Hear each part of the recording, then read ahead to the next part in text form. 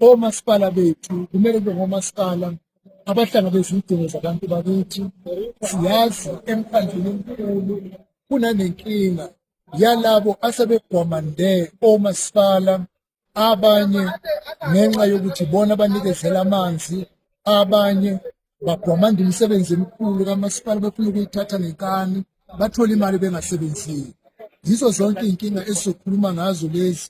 Uma siphuma kusasa kufuneka siphume nomkhombandlela ukuthi inkohlakalo nakho konke ukukhwabanisa okwenzeka emazingeni omasipala sizolwisana kanjani nabo.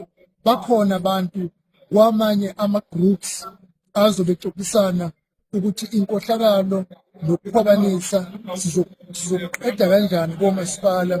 Ngiyakholelwa ukuthi-ke masiqeda kusasa sizobe sinawo umkhombandlela ukuthi omasipala bethu sibenza kanjani ukuthi babe ziyisebenzi zomphakathi, bebe ziyizinda eyiletha intuthuko manje, ngoba umasipala yila abantu behlala khona, yila bethola khona iy'dingo zabo. Uma umasipala ukwazi ukwenza intuthuko, isimo somnotho sizokhula ezweni lakithi. Kukhona omasipala abakhulu ama-metro abawu-8. Iningi labantu bakithi bahlala kuma-metro.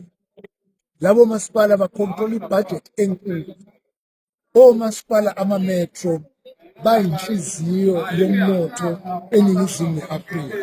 Uma bengakwazi ukusebenza ngokuyikho, kuyodaleka amathuba omsebenzi, intsha yakithi ehlele emakhaya izothola ukusebenza, amaphupho ayo afezeke ngesikhathi sayo.